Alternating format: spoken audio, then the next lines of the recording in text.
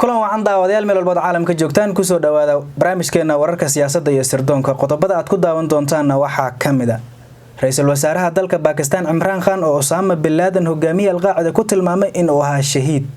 gudoomiyaha guddiga doorashooyinka Xaliimo Yarey oo u jawaabtay madasha xisbiyada qaran qodobada iyo kuwa kale ayaad ku daawan doontaan u diyaar garooba isagoo fidsan Ra'iisul Wasaaraha dalka Pakistan Imran Khan ayaa baarlamaanka dalkiisa ka hor sheegay in Osama bin Laden uu ahaa nin shahiiday oo ay dileen ciidamada dalka Mareykanka qaar ka mid ah warbaahinta caalamka sida DW, VOA iyo ITV ayaa ku soo waramay in Master Khan uu hadalkaasi sheegay xilli uu khudbad la xiriirta miisaaniyadda dalkaasi ka horjeedinayay baarlamaanka waxaana sidoo kale uu dhaliilay siyaasadihii uu dalkaasi ku maamulayay ra'iisul wasaaraha isaga ka horeeyay Imran Khan ayaa sidoo kale weeraray dawladda dalka Mareykanka sheegayna in ay ahayd khalad dhacay in iskaashi lala sameeyo Mareykanka xukuumadda Washington ayaa sidoo kale waxa uu ku sheegay in ay erayo aflagaada u adeegsatay dalkiisa maadaama guuldaradii Mareykanka ka soo gaartay dalka Afghanistan ay ku eedeysay dalka Pakistan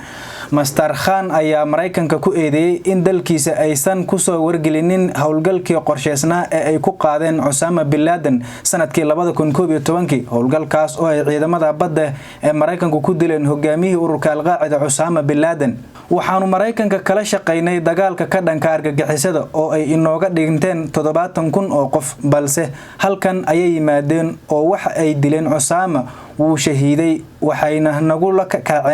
waxayna nagula kaceen aflagaado iyaga oo aanan nagu wargelinin howlgalka ayaa uu yiri ra'iisul wasaaraha dalka Pakistan Imran Khan oo la hadlayay xildhibaanada baarlamaanka dalkaasi Pakistan dawladda Mareykanka ayaa dhowr jeer Pakistan ku eedeysay inay taageero siiso kooxda Taliban ee ka dagaalanta dalka Afghanistan iyo in ay hoy siiso koox gacan saar la leh Taliban oo lagu magacaabo Haqqani kuwaas oo weeraro ka geysta gudaha dalka Afghanistan Mareykankana ku tilmaamay argagixiso hase yeeshee eedeymahaasi waxaa ku gacan sayray dawladda Pakistan oo sheegtay in xulafada uu hogaamiyo Mareykanka ay haystaan ciidan dhan 150,000 oo askari ay ku guuldareysteen in ay ka adkaadaan Taliban tayar ee ku sugan dalka Afghanistan siyaasiyiinta mucaaradka ee wadanka Pakistan oo ka mid yahay Maxamed Khawaja ayaa aad u dhaliilay hadalka Imran Khan iyagoona Osama ku eedeeyay in uu ahaa nin argagixiso ku soo hogaamiyay dalkooda Osama bin Laden waxa uu burburiyay dalkeena isagana waxa uu ugu yeeray nin shahiiday ayaa uu yiri isaga oo ka jawaabay eedeymaha loo jeeday Imran Khan ayaa ay afayeenkiisa Shabaza waxa ay u sheegtay buuq aanan loo baahnayn laga sameeyay hadalka ra'iisul wasaaraha iyo dalka Pakistan waxa ka go'an dagaalka ka dhanka ah argagixisada taariikhda aan leenahay baaba inta kooxahan waa mid dalalka kale ee caalamka ka sareyso ayaa uu bartiisa Twitterka ku qoray qaar ka mid ah shacabka Pakistan ayaa sheegay in afayeenka warkiisa uusan kala cadeyn maadaama uusan beenin in ra'iisul wasaaraha uu hadalkaas sida ula jeeday iyo in kale Michelle Gelman oo khabiir daraasadda arrimaha caalamka ayaa bartiisa Twitterka ku soo qoray in hadalka Imran Khan uu ka hor imaanayo sheegashadii Pakistan ee ahayd in aanay taageerin kooxaha Mareykanku ku tilmaamay argagixiso haddii uu kala hadlay waa in warka la cadeeyaa mana ahan wax fiican si kasta oo uu carabka kaga dhacay ayaa uu yiri tan iyo markii uu xilka la wareegay Imran Khan waxa wax ka bedel ku sameeyay xiriirka dalkiisa kala dhaxeeyay Mareykanka waxaase aan la ogeyn waxa hadda uu ku dhaliyay in uu soo hadal qaado dilkii Osama bin Laden oo la dilay 10 sano ka hor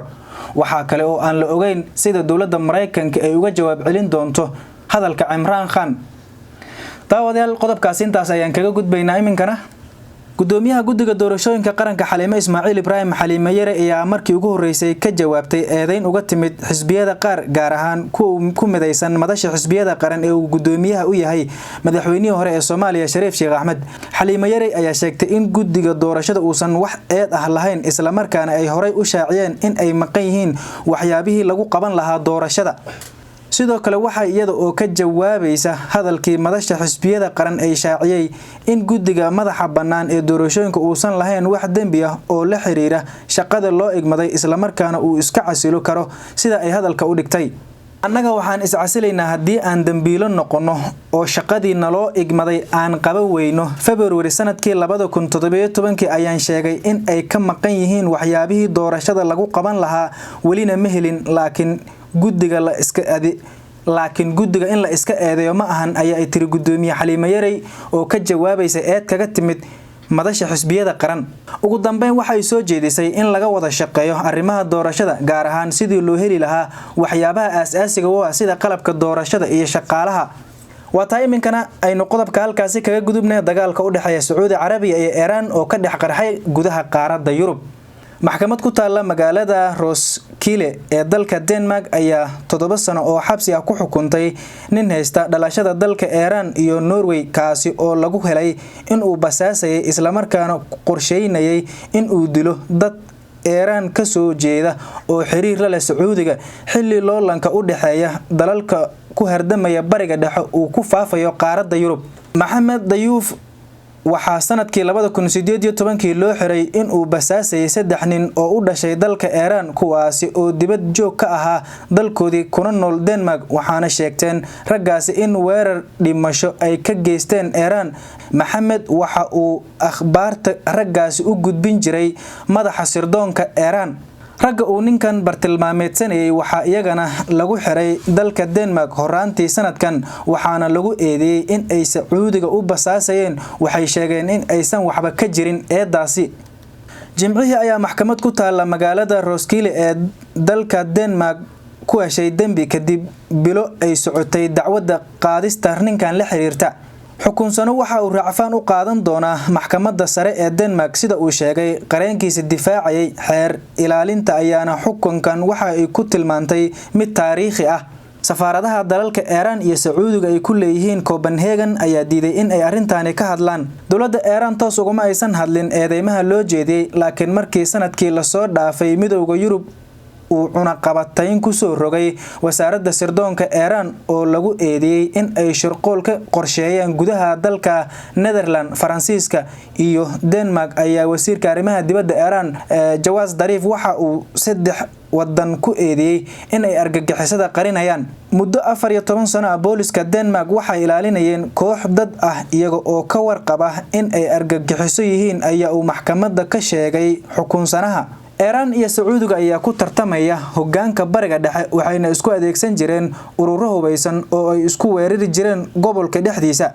laga soo bilaabo dalka Yemen iyo Lebanon. fadhiyada mataanaha ah ee maxkamadda ka soo hor muuqanaysa Yurub waxay muujinaysaa in labada dal ay tartankoodii ka rarayaan bariga dhexe isla markaana isku qabsadeen gudaha qaaradda Yurub iyaga oo isbasaasaya isshirqoolaya isuguna adeegsanaya argagixiso taasi oo khatar gelin karta xiriirka diblomaasiyadeed ee muhiimka ah. markii bisha Juun la ogaaday in 3 qof oo Iran u dhashay loo maxkamadeynayo in ay Sacuudiga u basaasayeen goob military oo Iran leedahay ayaa wasiirka arrimaha dibadda ee dalkaasi Denmark Chobe Kofod waxa uu u yeeray safiirka Sacuudiga u qaabilsan Denmark. waxaa loo cadeeyay safiirka Sacuudiga u fadhiya Denmark in aanan aqbalaynin dhaqanka hawsha nooca ah ayaa uu yiri. booliska Denmark ayaa sheegay in xukuumadda Riyadh ay kooxda u dhalatay Iran siisay $3 milyan si ay u siiyaan akhbaar sirdoon. kooxda oo sidoo kale loo yaqaano dhaqdhaqaaqa halganka Carbeed ee xorta ah ama Asmala waxaa sidoo kale lagu eedeeyay in ay maalgeliyeen gooni u goosadka Carabta iyo kooxaha Kurdiyiinta Iran iyada oo ujeedku yahay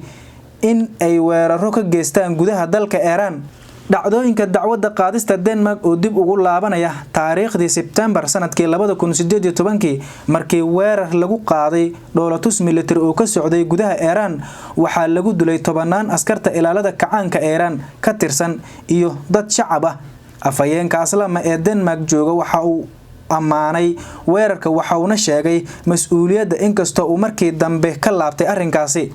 muddo bil kadib booliska Sweden ayaa qabtay Master Mohammed markii uu ku laabtay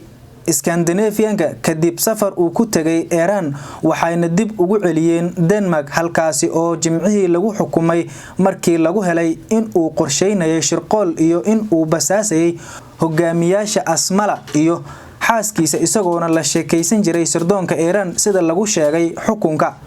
cadaymuhu waxa ay ku saabsan yihiin indhayn lagu sameeyay Master Mohammed iyo baaris lagu sameeyay gaarigiisa iyo qolkii uu hoteelka ka deganaa oo laga helay qori, mindi iyo kaar ay ku jiraan sawirada guriga hogaamiyaha Asmala. cadaymaha waxaa sidoo kale kamid ah fariimo dhexmaray xukunsanaha iyo qof uu garsooruhu ku sheegay in uu yahay sirdoonka Iran.